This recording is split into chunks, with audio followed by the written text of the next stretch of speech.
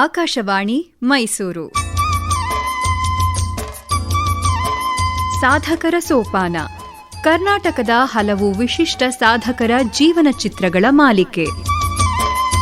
ಲೇಖನ ಹಾಗೂ ಪ್ರಸ್ತುತಿ ಟಿಎಸ್ ಗೋಪಾಲ್.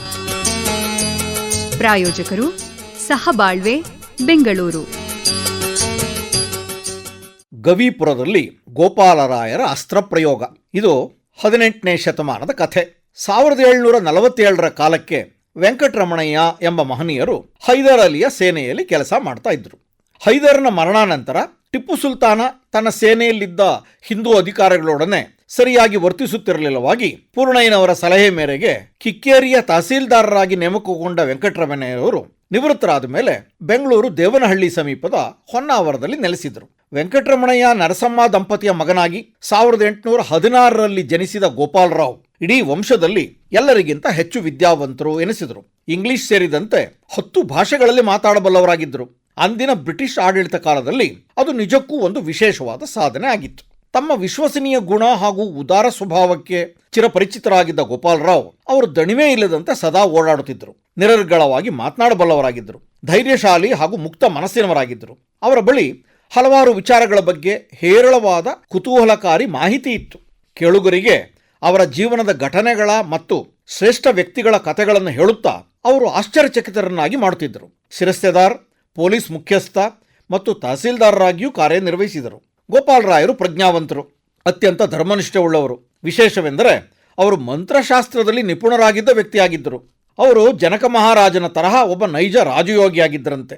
ಅವರ ಆಧ್ಯಾತ್ಮಿಕ ಶಕ್ತಿ ಉನ್ನತ ಮಟ್ಟದ್ದಾಗಿತ್ತು. ಅವರಿಗೆ ಪ್ರಾಕೃತಿಕ ಶಕ್ತಿಗಳ ಮೇಲೆ ಹಿಡಿತಾ ಇತ್ತು. ಅವರು ವಸ್ತುತಃ ಮೋಹನ, ಸ್ತಂಭ, ಪಾಶುಪತ ಮತ್ತು ಇತರ ಕ್ಷಿಪಣಿಗಳಂತಹ ಅಸ್ತ್ರಗಳನ್ನು ಪ್ರಯೋಗಿಸಬಲ್ಲವರಾಗಿದ್ದರಂತೆ. ಸುಮಾರು 1880ರ ದಶಕ ಗೋಪಾಲರಾಯರ ಗೆಳೆಯರು ಮತ್ತು ಶಿಷ್ಯರು ಶಸ್ತ್ರಪ್ರಯೋಗದ ಶಕ್ತಿಯ ಮಾಂತ್ರಿಕ ಪ್ರದರ್ಶನವನ್ನು ತೋರಿಸಿ ಎಂದು ಸದಾ ಪೀಡಿಸ್ತಾ ಇದ್ದರು. ಅವರೆಲ್ಲ ಇದನ್ನು ರಾಮಾಯಣ ಹಾಗೂ ಮಹಾಭಾರತದಲ್ಲಿ ಮಾತ್ರ ಓದಿದ್ದರು. ಕಡೆಗೂ ರಾಯರು ಅವರ ಬೇಡಿಕೆಯನ್ನು ಮನ್ನಿಸಲೇಬೇಕಾಯಿತು. ಒಂದು ದಿನ ಸಂಜೆ 5 ಗಂಟೆಗೆ ದನಗಾಹಿಗಳು 106 ದನಕರುಗಳನ್ನು ಹಿಂದಕ್ಕೆ ಕರೆದುಕೊಂಡು ಹೋಗಿ ಸಮಯದಲ್ಲಿ ಅವರೆಲ್ಲರನ್ನು ಗವಿಪುರಂಗೆ ಕರೆದುಕೊಂಡು ಹೋದರು. ರಾಯರು ದನದ ಹಿಂಡಿನ ಮುಂಭಾಗದಲ್ಲಿ ನಿಂತು ಒಂದು ಅರ್ಕಪತ್ರ ಎಂದರೆ ಎಕ್ಕದ ಎಲೆಯನ್ನು ತೆಗೆದುಕೊಂಡು ಒಂದು ಹುಲ್ಲು ಕಡ್ಡಿಯಿಂದ ಏನನ್ನೋ ಬರೆದು ಅದನ್ನು 2 ಭಾಗ ಮಾಡಿದರು. ಒಂದು ಭಾಗವನ್ನು ತಮ್ಮ ಬಲಪಾದದ ಅಡಿಯಲ್ಲಿಟ್ಟರು.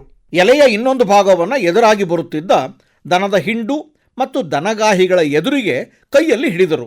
ಇದ್ದಕ್ಕಿದ್ದಂತೆ ಆ ಸಮೂಹ ತಮಗೆ ಮೈ ಮೇಲೆ ಪ್ರಜ್ಞೆಯೇ ಇಲ್ಲದಂತೆ ತಟಸ್ಥವಾಗಿ ಬಿಟ್ಟಿತು. ಗೋಪಾಲರಾಯರ ಗೆಳೆಯರು ಆ ವ್ಯಕ್ತಿಗಳ ಬಳಿ ಹೋಗಿ ಅವರನ್ನು ಅಲುಗಾಡಿಸಲು ಪ್ರಯತ್ನಿಸಿದರು. ಅವರ ಕಣ್ಣುಗಳು ಸಂಪೂರ್ಣವಾಗಿ ತೆರೆದಿದ್ದರು. ಅವರೆಲ್ಲ ಪ್ರಜ್ಞೆ ಇಲ್ಲದವರಂತೆಯೇ ನಿಂತಿದ್ದರು. ಸುಮಾರು ಅರ್ಧ ಗಂಟೆಯವರೆಗೆ ಅವರು ಪ್ರತಿಮೆಗಳಂತೆಯೇ ಇದ್ದರು. ಇನ್ನು ಸಂಮೋಹನಾಸ್ತ್ರವನ್ನು ದಯವಿಟ್ಟು ಉಪಸಂಹಾರ ಮಾಡುವಂತೆ ಗೆಳೆಯರು ಗೋಪಾಲರಾಯರನ್ನು ಕೇಳಿಕೊಂಡರು. ರಾಯರು ತಮ್ಮ ಕೈಯಲ್ಲಿದ್ದ ಅರ್ಕಪತ್ರದ ಭಾಗವನ್ನು ಬಿಸಾಡಿ ತಮ್ಮ ಬಲಗಾಲನ್ನು ಸರಿಸಿದರು.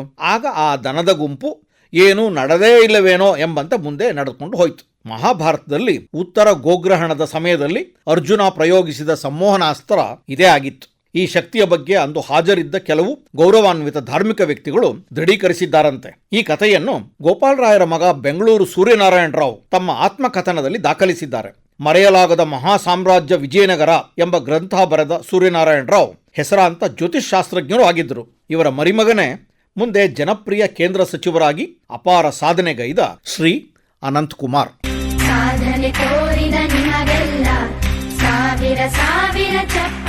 ಸಾಧಕರ ಸೋಪಾನ ಸರಣಿ ಕೇಳಿದಿರಿ. ಲೇಖನ ಹಾಗೂ ಪ್ರಸ್ತುತಿ ಟಿಎಸ್ ಗೋಪಾಲ್.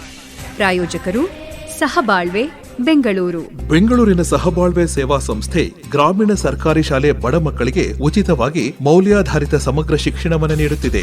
2015ರಲ್ಲಿ ಎಸ್ ರಾಘವೇಂದ್ರ ಪ್ರಸಾದ್ ಅವರು ಸ್ಥಾಪಿಸಿದ ಸಹಬಾಳ್ವೆ ವಿವಿಧ ಜಿಲ್ಲೆಗಳಲ್ಲಿ ಜ್ಞಾನಯಜ್ಞ ಶೈಕ್ಷಣಿಕ ಕಾರ್ಯಕ್ರಮ ನಡೆಸುತ್ತಿದ್ದು, ಇದೀಗ ಮಧುಗಿರಿಯ ದೊಡ್ಡದಾಳವಟ್ಟ ಗ್ರಾಮದಲ್ಲೂ ಗುರುಕುಲವನ್ನು ಆರಂಭಿಸಿದೆ.